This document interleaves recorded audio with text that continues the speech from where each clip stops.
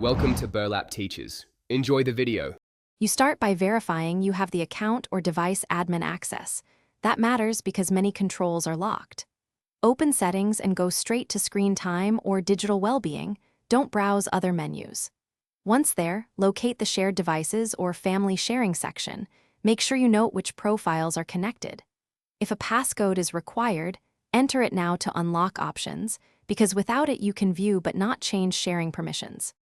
You now pick the profile that's receiving shared screen time and tap its sharing controls.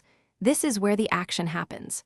Toggle off share across devices or disable the specific scheduled sharing setting, because disabling the master switch prevents further aggregation.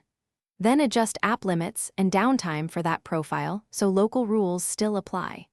Once done, confirm the change on each linked device. Make sure to save or apply settings so you finish by signing out and back in on linked devices to force a sync. That step often resolves lingering shares. Then check each device's local screen time settings and restart any that still show shared usage. If changes aren't sticking, reset the screen time or parental control passcode and redo the disable step, because stale credentials can block updates. One key tip: if the share persists, reboot the router and devices to clear cached sync states before repeating.